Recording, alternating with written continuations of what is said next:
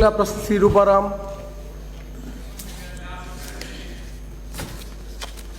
अध्यक्ष महोदय, खंड एक, ये सही नहीं है कि जैसलमेर जिले में उपनिवेशन विभाग में लगभग 10 वर्ष पूर्व खुली बोली में मुर्गों की बिक्री हुई थी, बल्कि वर्ष 2006 से वर्ष 2013 तक मोरबंद बोली द्वारा मुर्गों की बिक्री हुई थी।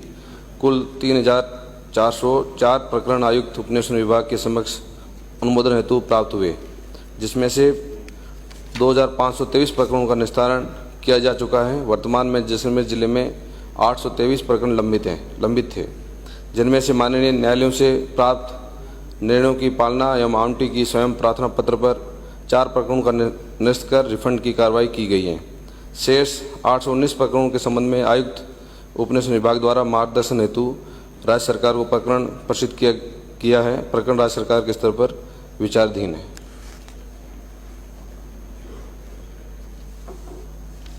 माननीय अध्यक्ष महोदय की अनुमति से मैं मंत्री महोदय से पूछना चाहूँगा, 2006 से 2013 तक मोहरबंद भूमिहीन लोगों से जो आमंत्रित किए गए, उन्होंने राशि जमा भी करा दी और लगभग 15 वर्ष से भूमिहीन है, उनका निशान किया नहीं और भू माफिया उस पर खेती कर रहे हैं।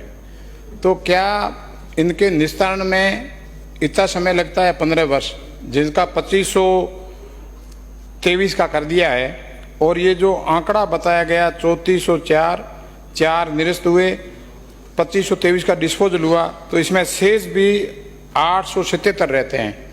तो ये 54 का डिफरेंस है, ये क्या है? और इतने वर्ष तक सरकार द्वारा नहीं किया जाना, इसका मतलब भूमाफिया को बढ़ावा दिया जा रहा है।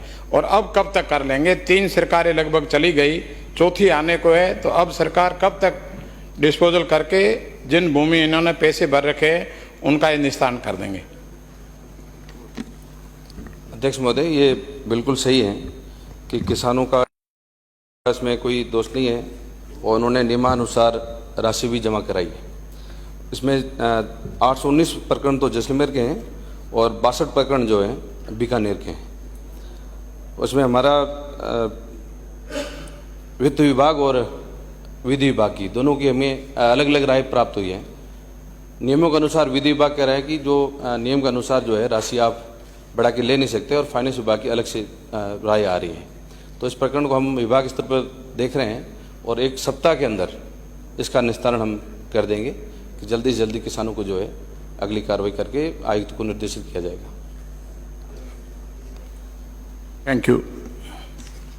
इतना सरल प्रश्न है, 2013 का मामला है, सप्ताह भर में डिस्पोज हो जाएगा सर? मतलब इतना सिंपल बता रहे हैं। 2006 से 2013 तक, अब 2023 चल रहा है, सप्ताह भर में हो जाएगा डिस्पोज? अध्यक्ष महोदय, लगभग इसमें कार्रवाई जो हमने की है, तो सभी विभागों के साथ हमारी मीटिंग भी हो गई है।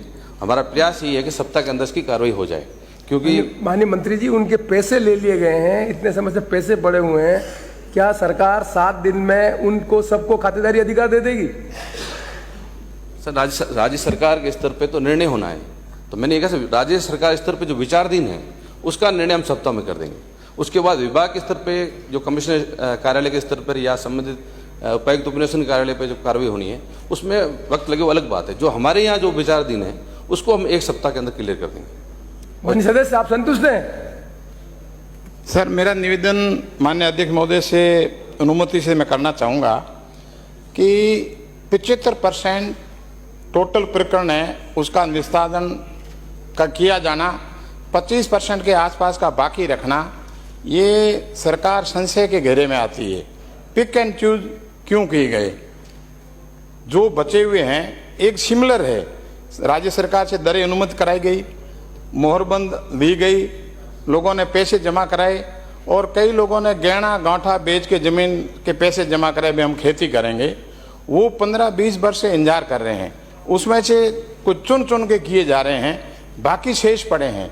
जो बेचारे गरीब हैं, SC ST के हैं, भूमिहीन हैं, उनके पास आने जाने के लिए भाड़ा भी नहीं है, उनके पेंडिंग रहना, ये सरकार के प्रति सभी सरकार की ज़बरदस्त खराब हो रही है। और भूमाफिया खुलेआम खेत खड़ रहे हैं उन मुर्गों को, और वो इस ढंग से फिर के बातें कर रहे हैं, कौन करेगा? हम ही खड़ते रहेंगे। सरकार कोई हमारी आई तो ये सरकार के प्रति बहुत मंत्री महोदय ने जो 7 दिन में फरमाया है, तो 7 दिन में हो जाता है तो कोई दिक्कत नहीं, देरी पहले हो ही गई, हो जाना चाहिए। माननीय मंत्री ji, disposal is one thing and possession is different thing. आप क्या डिस्पोजल करके उनको जमीन का अधिकार देने की हैसियत में 7 दिन में, क्योंकि मैटर 2013 से पेंडिंग है, तो क्या आप ये कहने की स्थिति में है कि ये डिस्पोजल करके उनको पोजीशन मिल जाएगा, क्योंकि उन पैसा जमा कर चुके हैं, तो क्या आप इस कहने की स्थिति में है कि अब उनको पोजीशन मिल जाएगा? अध्यक्ष महोदय, मैं आपसे निवेदन ये करना चाहूँगा कि ये जो प्रकरण है, जैसे 3404 प्रकरण थे, तो इनका निर्णय होना था आयुक्त कमिश्नर बीकानेर के स्तर पे। उन्होंने मार्गदर्शन मांग लिया सरकार से, जबकि कुछ प्रकरणों का 2504 प्रकरणों का निस्तारण उन्होंने किया ही है। उसके बाद में जैसे जैसे टाइम बढ़ा, तो उसके बाद में दूसरे जो आवंटन होते हैं, सामान्य आवंटन, विशेष आवंटन, उसमें हमेशा दरें बढ़ती है। जो खुली बोली होती है उसमें दरें बढ़ती नहीं है। तो कमिश्नर ने मार्गदर्शन के लिए यहाँ भेज दिया। 2006 से लगातार ये चला है प्रकरण। मेरे पास तो विभाग ये 1.5 साल हुआ है। 1.5 साल में हमने 3 बार सभी अधिकारियों के साथ मीटिंग भी की है, और हम प्रयास यही कर रहे हैं कि इस पर राज्य सरकार स्तर पर कोई निर्णय हो जाए। तो मुख्यमंत्री जी कार्यालय के ऊपर भी ये वहाँ पर डिस्कस हुआ है। हमारा प्रयास यही है सर कि सरकार के स्तर पे यहाँ पर यदि कोई निर्णय कमिश्नर को दिया जाता है, उसके बाद में जो कार्रवाई होती है वो अलग अलग स्तर पे है, क्योंकि हमारे 3 अधिकारी अलग अलग बैठते हैं। उपायुक्त उपनिवेशन जैसलमेर अलग कार्यालय है, मोहनगढ़ का SSC कार्यालय अलग है, नाचना का कार्यालय अलग है, और बीकानेर के अलग कार्यालय। तो ये प्रकरण 4 ऑफिस के अलग अलग प्रकरण है। तो यहाँ से कोई भी मार्गदर्शन जाएगा, निर्णय होकर जाएगा, तो उसके बाद में संबंधित कमिश्नर जो है इन चारों कार्यालयों को अलग अलग अपना निर्णय देगा, और वहाँ पर हम तुरंत रूप से कार्रवाई करने का प्रयास करेंगे। समझे, मैं आपसे अच्छी, मैं तो just I want to understand it.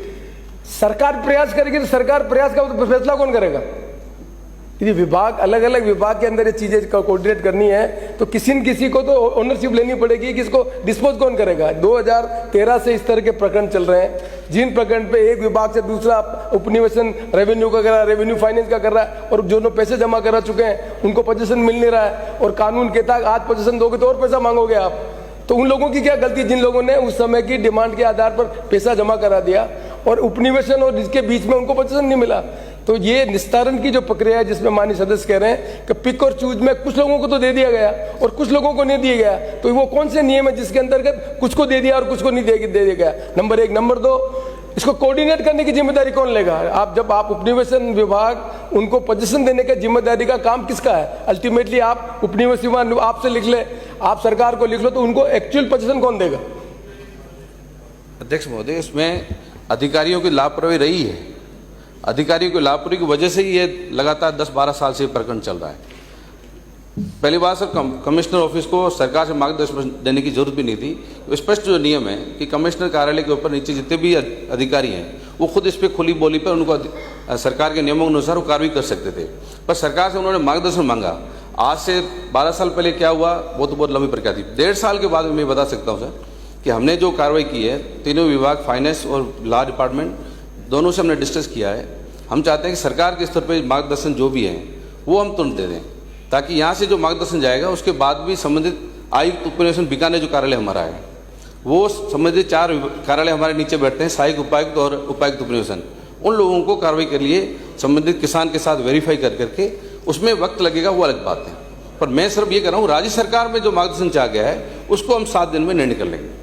मैं फिर आपको कह रहा हूँ, समझे आप, उपनिवेशन के कानून बने हुए हैं, उस कानून के अंतर्गत सरकार के पास मार्गदर्शन पर पिक एंड चूज हो रहा है, तो सरकार को कोई कॉन्क्रीट निर्णय लेना पड़ेगा कि उसी लेवल पर डिस्पोजल हो। ये अधिकार क्यों दे रहे हैं कि हम कुछ को तो दे दें और कुछ के लिए मार्गदर्शन मांगे, जबकि उपनिवेशन के कानून बहुत सिंपल हैं, उन कानून के अंतर्गत वही कॉम्पिटेंट है। अब 13 साल में मार्गदर्शन के आधार पर कुछ लोगों के केस मार्गदर्शन में आ रहे हैं और कुछ लोगों को पसंद दिया जा रहा है। तो ये जो प्रक्रिया है, उस प्रक्रिया को रोकने के लिए क्या सरकार उनको डायरेक्शन देगी कि मार्गदर्शन की जरूरत नहीं है, कानून के अंतर्गत आप डिस्पोज करो, उनको क्यों पेंडेंसी कर रखी है? क्या इस तरह का विचार रखते हैं? क्योंकि उपनिवेशन के मामले में जो गरीब आदमी है, जो पैसा जमा करा दिया, उस आदमी को पोजीशन मिल नहीं रहा है। जो आदमी जो है अप्रोच कर रहा है, उस आदमी को पोजीशन मिल रहा है। तो मार्गदर्शन करना एक ऐसा विंडो मिल गया है जिस मार्गदर्शन के अंदर का जिनको नहीं पोजीशन देना है वो मार्गदर्शन के लिए यहाँ आ गया, जबकि उपनिवेशन के कानून बने हुए हैं। उन कानून के अंतर्गत कौन सा कानून उनको मार्गदर्शन के लिए आपको लिखने के लिए प्रेरित करता? अध्यक्ष महोदय, मैंने यही कहा है कि लापरवाही रही है, लापरवाही की वजह से ये इतना लंबा प्रकरण चला है। अब उसके बाद में आपने जो मार्गदर्शन दिया है उसी मार्गदर्शन पर कार्रवाई करके जितना जल्दी किसानों को लाभ दिया जा सकता है, उनको अधिकार दिए जा सकते हैं खातेदारी के, वो अधिकार दिए जाएंगे। अगला प्रश्न 466।